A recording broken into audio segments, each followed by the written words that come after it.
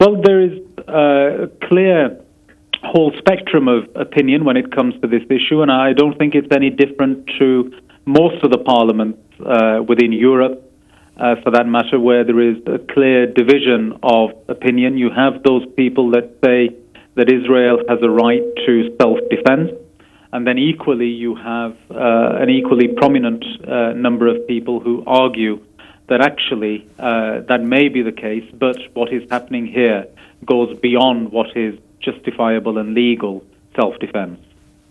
Okay, what would be your message to the Muslims listening at large in UK or anywhere else in the world? Well, my very interesting conversations that I had whilst I was in Egypt, and one has to bear in mind the approach that has been taken by President Morsi, who of course is a representative of the Muslim Brotherhood, somebody who has great sympathies, both personally and politically, with the administration in Gaza and the people of Gaza.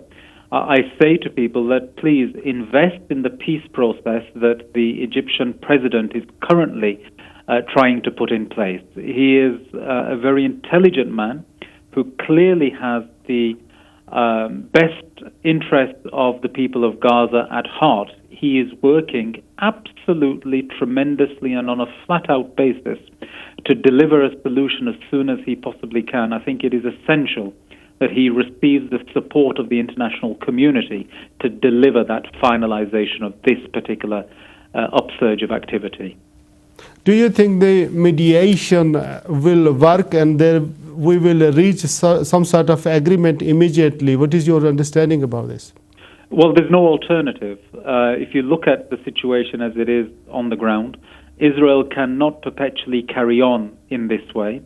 Neither will it move to a further phase of carrying out a ground incursion based upon the very clear and loud international community message that has been sent to it.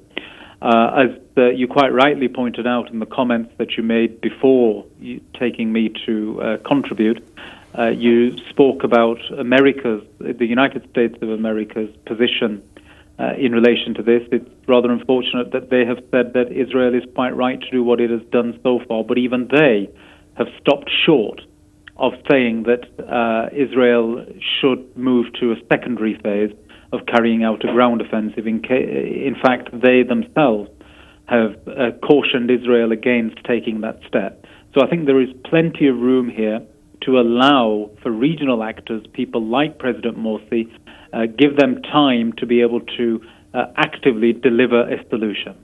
Why negotiations resolving this conflict always failed, and we can't get to an agreement to have some sort of permanent solution of this Middle East crisis, especially Palestine and Israel? Why the negotiation always fails? Well, there has always been a temporary solution that comes about whereby a cessation of attacks and violence comes into play for some time. But it's quite clear that there has been no meaningful movement or dialogue in relation to this particular conflict for some time now. And it's particularly poignant to note that you have in place former Prime Minister of the United Kingdom, Tony Blair, as peace envoy, who is directly given the mandate of working towards delivering peace here. But I'm afraid even the efforts that he makes simply lead to a situation of nil and no progress whatsoever. But the reasons for that are quite complicated, I think, in many ways. So, Zalbay, don't you think it's a failure on the world leadership part? They have failed to take effective ownership of this problem.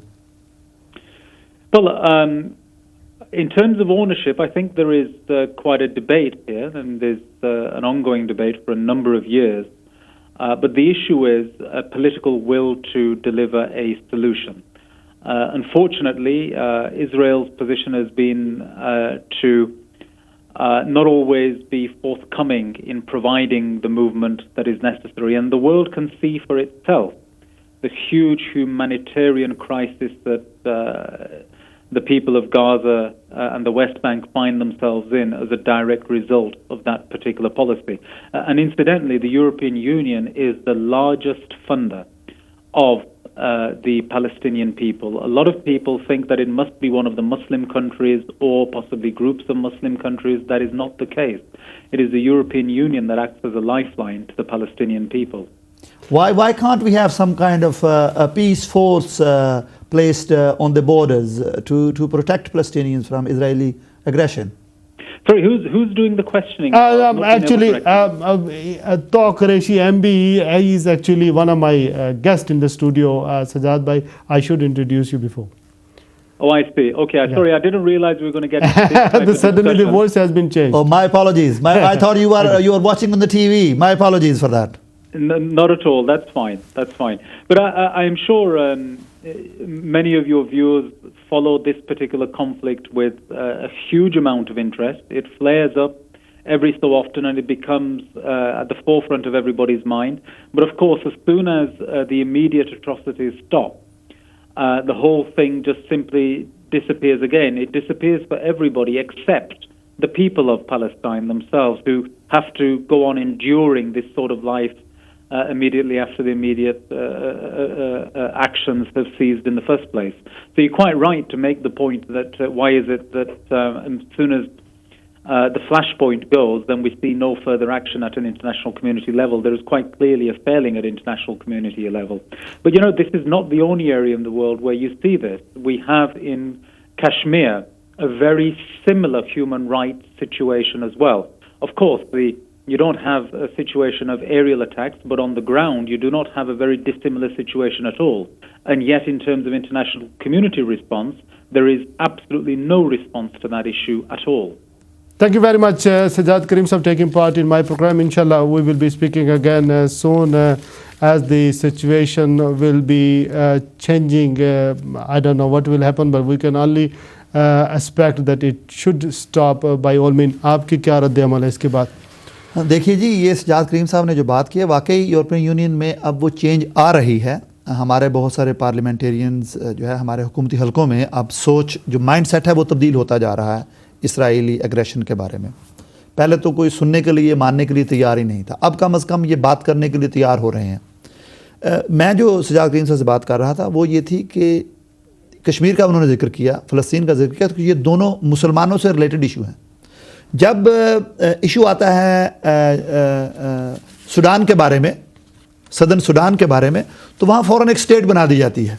पूरी दुनिया हरकत में आती है और एक state बनाकर वो हवाले कर दी जाती है. जब आता है इशू ईस्ट टिमोर के बारे में, तो फ़ौरन पूरी दुनिया हरकत में आ जाती है, वहाँ एक सेपरेट स्टेट बना दी जाती है. इसी तरह जब इराक़ का मसला आता है या लीबिया का मसला आता है, तो पूरी वेस्टर्न वर्ल्ड हरकत में आके वहाँ एक सिस्टम को चेंज करके रख देती है. तो ऐसी कौन सी वजह है? मैं यही बात सज्जाद साहब से बोल रहा था. और दूसरे जो हमारे जो मेंबर पार्लियामेंट जो अगर कोई आए स्टेज पे भी आपके प्रोग्राम में, तो मेरा क्वेश्चन यही होगा कि क्या वजह है कि इसराइल के बारे में ऐसा कोई रवैया नहीं है? अगर जैसे ये भी कह रहे हैं कि उन्होंने अभी उसको कहा है कि Israel should restrain from ground invasion, and if it doesn't then what's going to happen? अगर इसराइल नहीं कुछ भी नहीं होगा. 1400 लोग पहले शहीद हो गए थे. तो यही बात है कि एक क्लियर कट एक स्ट्रेटजी होनी चाहिए कि देखिए आप रुक जाओ, अगर नहीं रुकोगे तो हम इंटरवीन करेंगे फिर, और इंटरवेंशन हमारी इस तरह की होगी. एक बड़ा क्लियर कट एक उनको प्रोग्राम होना चाहिए उनके पास. आप ऐसे नहीं करो भाई, नहीं करो ऐसे. अगर वो कर दे तो फिर क्या होगा? और वो कर रहा है और वो करता रहेगा, क्योंकि इस वक्त वर्ल्ड लीडरशिप, मैंने जैसे पहले कहा है कि कंप्लीटली फेल हो चुकी है. ओनरशिप ही है इस इशू की. जहाँ ये ओनरशिप लेते हैं वहाँ मसले का कोई ना कोई हल, टूटा फूटा सीधा जैसा भी है, अपनी मर्जी का ये हल निकाल के आते हैं. वहाँ लिबिया में हुकूमत चेंज कर दी इन्होंने. शाम में देख लीजिए ये इस वक्त क्या सिचुएशन बनी हुई है. इराक में देख लीजिए, वहाँ मिस्र में देख लीजिए. तो मैं नहीं समझता कि अगर वर्ल्ड लीडरशिप, शाम और ईरान का भी मेरे ख्याल में मामला तमाम होने वाला. पहले तो शाम है, वो 1 by 1. देखिए जी 1 by 1 है. फिर बात वही आ जाती है कि मुसलमान अगर बददिल ना हो तो और क्या हो. लेकिन हमारी जो फ़लस्तीनी बहन भाइयों से जो हर वक्त जो रिक्वेस्ट होती है वो यही है कि पहले अपने आप को ये तैयार करें किसी चीज़ के लिए. ابھی تو یہ ایسے ہی ہے کہ جیسے وہ گلیلوں سے پہلے مارتے تھے ٹینکوں کو اور اپاچی ہیلی کاپٹرز کو اور F-16 کو، تو گلیل سے تو جنگیں نہیں لڑی جائیں گی نا. صحیح. تو یہ تو جنگ تو لڑی جائے گی تبھی جب کوئی ان کا آپس میں تقابل بھی ہو تو، لیکن یہ تو کوئی تقابل ہے ہی نہیں. ایک پتھر اٹھا کے بیٹھا ہے اور ایک اوپر سے اپاچی. قریشی صاحب وہ جو کنسیپٹ تھا ایک امت ہے، ایک ہے امت حرم کی پاس، ایک ہے مسلم حرم کی پاسبانی کے لیے، وہ کنسیپٹ ختم نہیں ہو گیا دنیا کے اندر کہ ریزسٹ کرتا ہے؟ میں پاکستانی چینل دیکھ رہا تھا رات کو جب میں اس پروگرام کی تیاری کر رہا تھا، تو ظاہر ہے نیوز بدل رہی ہیں، بار بار بدل رہی ہیں، سچویشن بڑی ٹینس ہے، بچے پوچھ رہے ہیں، سوال کر رہے ہیں کہ یہ مسلمانوں کو کیوں مار رہے ہیں، کیوں مارا جا رہا ہے. یہ امیجز دیکھتے ہیں اب ہمارے بچے. تو میں پاکستانی چینلز کو فلک کر رہا تھا تو ہر جگہ پاکستان کی روایتی سیاست پہ بات ہو رہی تھی، اظہر خان کیس کی بات ہو رہی تھی، پاکستان کو کمزور کرنے کی بات ہو رہی تھی، بلوچستان کی بات ہو رہی تھی. کسی چینل کے اوپر کسی جگہ بھی فلسطین کا یہ ایشو جو ہے وہ ڈسکس نہیں ہو رہا تھا. تو آپ سمجھتے ہیں کہ بہت سارے لوگ ہم سے بھی پوچھتے ہیں، بلکہ اب چونکہ سوشل میڈیا کا زمانہ ہے، ٹویٹر ہے، فیس بک ہے، دوسرے مین آف جو رائے ہیں ایکسپریس کر رہے ہیں کہ اپنے آپ کو، تو جو لوگ ہیں وہ یہی پوچھتے ہیں کہ ہماری گورنمنٹ آف پاکستان بھی تو کچھ نہیں کر رہی ہے فلسطینیوں کے لیے. تو سچ ہے کچھ کر سکتی ہے گورنمنٹ پاکستان کی؟ ہماری گورنمنٹ تو نہیں کر سکتی جی. گورنمنٹ پاکستان بالکل کر سکتی ہے. پاکستان جو ہے OIC کا ایک بہت اہم حصہ ہے. Pakistan is the only Muslim nuclear state. Pakistan کو یوں نہ سمجھیے، بالکل پاکستان بالکل اس میں ایک بہت اہم رول پلے کر سکتا ہے. اور پاکستان کے وزیر خارجہ جو ہے ان کو چاہیے کہ یہ وزراء خارجہ کی کانفرنس میں اس بات کو صرف رکھیں نہیں، کوئی ایک حل اس کا نکالیں. کوئی حل یہی ہے کہ یہ جو ورلڈ لیڈرشپ ہے ان کو یہ کریں مجبور، ان کو مجبور کریں، ورلڈ لیڈرشپ کو مجبور کریں کہ اس کو امپلیمنٹیشن کروائیں جو حل کا. قریشی صاحب پاکستان اپنے اندرونی معاملات پہ اس قدر کھوکھلا، تو کیا امریکہ اپنے اندرونی معاملات میں نہیں ہے؟ کیا برطانیہ اپنے اندرونی معاملات میں نہیں پھنسا ہوا؟ یہاں تو بھی MPs کے وہ جو ایکسپینسز ہیں ان کا جھگڑا ختم نہیں ہو رہا. نہیں، یہ معاملات تو دنیا کے مسائل تو چلتے رہتے ہیں نا. جس طرح پاکستان میں بھی دیکھیے پہلی دفعہ پاکستان کی ہسٹری میں ایسے ہوا ہے کہ کوئی اپنی ڈیموکریٹکلی الیکٹڈ گورنمنٹ جو ہے وہ اپنے 5 سال پورے کر رہی ہے. تو یہ ایک پازیٹیو چینج نہیں ہے؟ نہیں، یہ تو ٹھیک ہے، چلو ایک سسٹم ہے، لیکن یہ بھی ڈیبیٹیبل ہے کہ اس گورنمنٹ نے کیا کیا ہے. دیکھیے اس وقت ہمارا سروکار یہ نہیں کہ اس حکومت نے کیا کیا. میں یہ کہہ رہا ہوں کہ ایک پاکستان ایک نیا ملک ہے، بالکل مارز وجود میں آیا ہے. اس کو ہم اس کی ڈیموکریسی کو، اس کے سسٹمز کو ہم برطانیہ، فرانس اور رشیا کے ساتھ تو کمپیئر نہیں کر سکتے ہیں نا جی. یہ ایک نیا ملک ہے. یہ دیکھیے کہ پہلی دفعہ ایسے ہوا ہے پاکستان کی ہسٹری میں کہ ایک ڈیموکریٹکلی الیکٹڈ گورنمنٹ اپنے 5 سال تقریباً پورے کر گئی ہے. تو یہ جب 5 سال کی نئی حکومت آئے گی تو شاید ان کو، اگر یہی حکومت آ جاتی ہے تو شاید ان کو یہ پھر فکر نہ ہو کہ جی ہمیں 6 مہینے میں اڑا دیا جائے گا، ہمیں 2 سال کے بعد اڑا دیا جائے گا، ہمیں 6 مہینے کے بعد کوئی نیا صدر لانا پڑے گا، کوئی نیا وزیر اعظم لانا پڑے گا. شاید جب ان کو اپنے استحکام کی کہ جی ہمیں 5 سال پورے مل گئے ہیں، ان کو جب یقین دہانی ہو جائے تو شاید وہ کچھ لانگ ٹرم پلاننگ بھی کر سکیں. ابھی تو ہم 4 سال سے سن رہے ہیں کہ یہ حکومت کل گئی، زرداری صاحب اب ابو دھابی چلے گئے ہیں، دبئی چلے گئے ہیں، اب واپس نہیں آئیں گے، جنرل صاحب نے نکال دیا ان کو.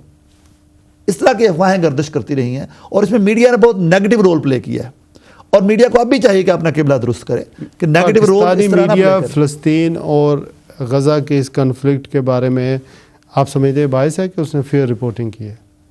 دیکھیے جی، پاکستانی میڈیا کا تو صرف اثر و رسوخ اپنی کمیونٹی کے اندر ہے، اور وہ کیونکہ ہسٹوریکلی پاکستانی فلسطینیوں کے حمایتی رہے ہیں اور ان کو پاکستان نے اسرائیل کو تسلیم ہی نہیں کیا، اسرائیل کو انہوں نے تسلیم نہیں کیا ہے، اور وہ ہسٹوریکلی فلسطینیوں کو سمجھتے ہیں کہ ان کا حق غصب کیا گیا ہے، ان کے علاقے پہ قبضہ کیا گیا ہے. اس لیے اس میں میرے خیال میں باعث یا ان باعث کا کوئی تصور پھر نہیں ابھرتا ہے، کیونکہ پاکستانی شروع سے ہی حکومتی سطح پر بھی اور عوامی سطح پر بھی یہ سمجھتے رہے ہیں کہ یہ فلسطینیوں کی زمین پر قبضہ کروایا گیا ہے، اسرائیل کو بٹھا کر وہاں پر قبضہ کروایا گیا ہے. اور اس میں کیونکہ اس وقت برطانیہ کا کنٹرول تھا، برطانیہ کی کشمیر کے بارے میں بھی اور فلسطین کے بارے میں بھی اخلاقی اور قانونی ذمہ داری بنتی ہے کہ اس میں لیڈرشپ رول پلے کر کے برطانیہ وہاں فلسطینیوں کی حکومت ہو فلسطین میں، اور کشمیر میں کشمیریوں کی حکومت. آپ ممبر آف برٹش امپائر بھی ہیں، MBE،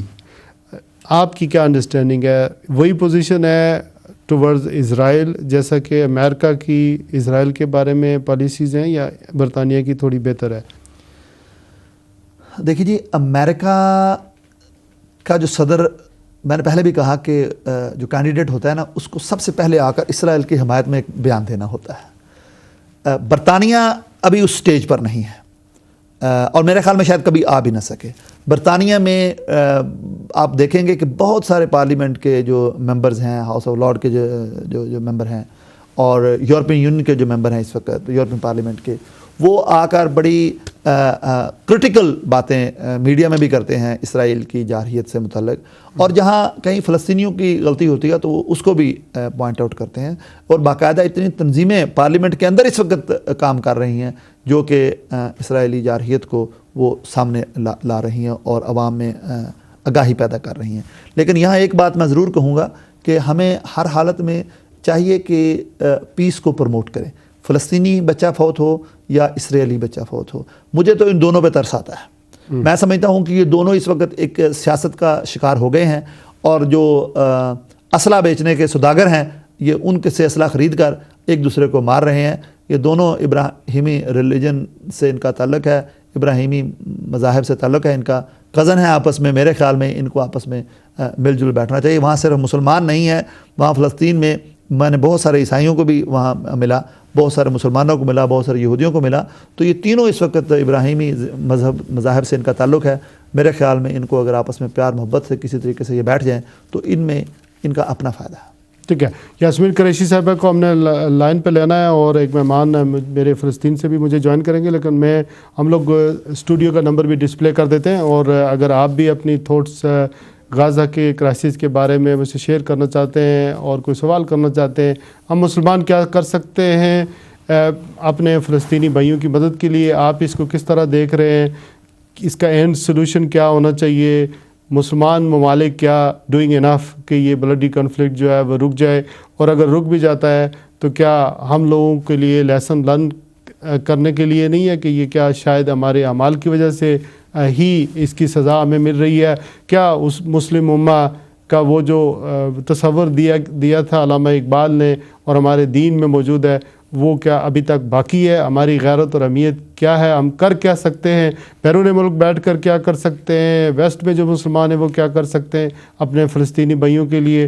اور پھر جو ہمارے مسلم ممالک ہیں، OIC کی جو تنظیم ہے مسلمان ممالک کی، وہ کیا کر سکتی ہے؟ عرب لیگ کیا کر سکتی ہے؟ ہمارا نمبر ڈسپلے ہو چکا ہے، اور آپ بھی لائن پر آ کر اپنی تھوٹس جو ہے مجھ سے شیئر کر سکتے ہیں. مجھے پتہ ہے ایک بڑی فرسٹریشن ہے اپنے لوگوں کے اندر. مجھے بار بار کہا جاتا تھا، پچھلے ہفتے سے کہا جا رہا ہے کہ اس پر پروگرام کریں، لیکن ہم جو بھی پروگرام کرتے ہیں ایک اویئرنیس کے لیے ہی ہوتا ہے. ہم زیادہ کوئی افیکٹو تو ظاہر ہے اپنے آپ کو اس طرح نہیں سمجھتے ہیں، لیکن کوشش میری یہی ہے کہ برسل سے آپ نے سجاد کریم صاحب کی جیسے بات سنی، اسٹیک ہولڈرز جو لوگ ہوتے ہیں جن کی آواز کہیں کسی ایوانوں میں سنی جاتی ہے، انہیں کو بھی لے سکتے ہیں. لائن اوپن ہے، 2 کالر ہیں میرے ساتھ، ان سے بات کر لیتے ہیں. جی السلام علیکم. ہلو السلام علیکم. جی وعلیکم السلام. جی میں یہ کہنا چاہتی ہوں کہ دیکھیں کہ جہاں بھی ہمارے مسلمان ممالک جتنے بھی ہیں، جہاں بھی تباہی پھیلی ہے وہ ہمارے حکمرانوں کی وجہ سے. اب دیکھیں عراق میں ایک صدام کی درمی کی وجہ سے پورا ملک تباہ ہوا. جو لیبیا ہے وہاں پر قذافی جو تھے وہ 40 سال سے اوپر انہوں نے حکومت کر لی تھی، لیکن انہیں چاہیے تھا کہ وہ ملک کی سوچتے، لیکن انہوں نے ملک کی نہیں سوچی. اور تو بڑا ریلیونٹ سوال ہے سسٹر کا کہ ملک 40 سال حکومت کر رہی لیکن ملک کا نہیں انہوں نے سوچا، بلکہ انٹرنیشنل پولیٹکس میں آ کر اپنے آپ کو اپنا ملک بھی تباہ کیا اور اپنی جو حکومت کا تختہ بھی اور حکومت بھی گنوائی. یہ ان کا بہت اچھا سوال ہے. شاید پتہ نہیں یہ شروع سے پروگرام دیکھ رہی ہیں کہ نہیں. میں نے قذافی کا اور صدام حسین کا باقاعدہ ذکر کیا کہ ان کے اپنے بینکوں میں اتنے ان کے جو ہے ویلتھ پڑی تھی. اگر وہی ویلتھ عوام پہ تقسیم عوام کی فلاح و بہبود، ان کی ویلفیئر پر لگائی جاتی، ان کے ایجوکیشن پر لگائی جاتی، ان کی ٹریننگ ڈیولپمنٹ پر لگائی جاتی، ریسرچ پر لگائی جاتی، تو شاید آج مسلمان کہیں اور کھڑے ہوتے، اور شاید آج لیبیا کو اور عراق کو یہ دن نہ دیکھنا پڑتا. کیا وجہ ہے کہ پاکستان ایک چھوٹا سا ملک ہو کر وہ اپنی نیوکلیر پاور بن گیا ہے؟ کیا وجہ ہے کہ وہ عراق اور لیبیا اس طرف ترقی نہ کر سکے؟ ٹھیک ہے، نیکسٹ کالر سے بات کرتے ہیں. جی السلام علیکم. جی السلام علیکم. السلام علیکم جی. جی کون صاحب اور کون سے بات کر رہے ہیں؟ میں اظہر خان بات کر رہا ہوں ویلز سے. جی ویلکم جی, کیا کہیں گے فرمائیے. اچھا, میں کہہ رہا ہوں کہ اس غریبوں کا کیا سلوشن ہے اس بارے میں کہ سب دنیا میں مر رہے ہیں اور پاکستان کو کرپشن میں لایا گیا, اس کا کیا مطلب ہے؟ اور یہ بھائی جو بولتا ہے تو اس کو یہ نہیں پتا ہے کہ تیرے اوپر کتنا ریسسٹ لینگویج یوز ہو رہے ہیں مسلمانوں پہ جی, اور اس کا آپ لوگوں کو تھنک کرنا چاہیے. ابھی تمہارے فوجی کی تو لڑیں گے تو کرپشن تو ہوگا. ٹھیک ہے اظہر بھائی, آپ کا سوال سامنے آ گیا. نیکسٹ کال پروگرام میں شامل کرتے ہیں. جی السلام علیکم. وعلیکم السلام ورحمۃ اللہ. میری طرف سے آپ کے مہمان کی خدمت میں بھی السلام علیکم ورحمۃ اللہ. وعلیکم السلام. جی میرے بھی وہی جذبات ہیں جو آپ اور تمام مسلمانوں کے, اور یہ جو اسرائیل کی طرف سے جو کی جا رہی ہے اس کی جتنی بھی مذمت کی جائے کم ہے. میں سمجھتا ہوں کہ آج اگر آپ دیکھیں تو پوری دنیا میں مسلمانوں کی تقریباً 2 بلین کی آبادی ہے, 2 ارب. 60 تقریباً اسلامی ملک ہیں جہاں پر مسلمان حکمران ہیں یا مسلمان آباد ہیں, اور پیسہ عام مسلمان کے پاس اتنا ہے کہ جو کسی زمانہ میں بادشاہوں کے پاس بھی نہیں ہوتا تھا. یعنی آبادی بھی ہمارے پاس ہے, ملک بھی ہمارے پاس ہے, سب کچھ ہے. اپنے اعمال کو درست کرنے کی ضرورت ہے اور یونٹی دکھانے کی ضرورت ہے. آج جتنا مسلمان بے بس اور لاچار ہے کائنات کی تاریخ میں کبھی بھی اتنا مسلمان بے بس نہیں ہوا تھا. اور سب باتیں آپ نے کر دی. ایک بات کی طرف توجہ دلانا چاہوں گا. آپ دیکھیں کہ اگر آپ اپنے 10-12 سالہ بیٹے کے ساتھ بیٹھے ہوں اپنے لاؤنج میں اپنے گھر میں, اور آپ اپنے اس بچے کو بتائیں کہ بیٹا یہ جتنی زمین, یہ جتنا علاقہ, یہ سارا آپ کے آباء و اجداد کا تھا اور یہ زبردستی ہم صحیح ہے, قبضہ تو کیا ہوا ہے اسرائیل نے. جی بہت شکریہ. نیکسٹ کال پروگرام میں شامل کرتے ہیں. جی السلام علیکم. ہلو السلام علیکم. جی وعلیکم السلام. بول رہا ہوں میری طرف سے آپ کو, آپ کے مہمان اور سننے والے ناظرین کو السلام علیکم. جی وعلیکم السلام. باقی جو آپ نے مطلب ہے اسرائیل اور فلسطین کے متعلق کہا, ٹھیک ہے, ہم لوگ سارے مذمت کرتے ہیں مسلمانوں کے ناطے. دوسری چیز اپنے پاکستان کے لیے بھی تو کچھ کہیں جو کراچی میں جو آج کل ہو رہا ہے, ایون محرم میں بھی آپ کو پتا جو آج فلسطین کے بارے میں, غزہ میں دوسرے ملکوں کی باتیں کر رہے ہیں, پہلے اپنے کو تو سنبھالے نا, یا اس پوزیشن میں تو آئے نا. جی میرے بھائی ہمیشہ پاکستان پہ بات کرتے ہیں اور کرتے رہیں گے, لیکن آج کا پروگرام میرے غزہ کے ان مسلمان بھائیوں کے لیے, ان بچوں کے لیے, ان عورتوں کے لیے, ان بہنوں کے لیے جو 160 سے زائد جو لوگ ہیں وہ دنیا سے رخصت ہو گئے ہیں, شہید ہو گئے ہیں, اور بہت بلڈی کنفلکٹ ہے, اس پہ بات کر رہے ہیں. بہت بہت شکریہ. Next call, last call program میں شامل کرتے ہیں. بریک سے پہلے اور اس کے بعد انشاءاللہ بریک ہوگی, اور بریک کے بعد یاسمین قریشی صاحبہ ممبر آف پارلیمنٹ ان سے بات کریں گے, اور ہم فلوجہ سے ایک فلسطینی ہیڈ ٹیچر سے بھی بات کریں گے. جی کون صاحب اور کہاں سے بات کریں؟ جی السلام علیکم. ہیلو السلام علیکم. چلو یہ میں آپ کو بتانا چاہ رہا ہوں, جتنے بھی ہمارے کالرز ہیں ان کو بھی موقع ملے گا آج پروگرام میں حصہ لینے کا اور سوال کرنے کا اور اپنی جو اپنے آپ کو ایکسپریس کرنے کا. لیکن یہ سب کچھ جو ہے انشاءاللہ بریک کے فوراً بعد ہوگا. اس وقت ایک فوری بریک لے لیتے ہیں, ایڈ لائن ہے, اور ایڈ لائن کے بعد پھر انشاءاللہ دوبارہ حاضر ہوتے ہیں. Stay tuned.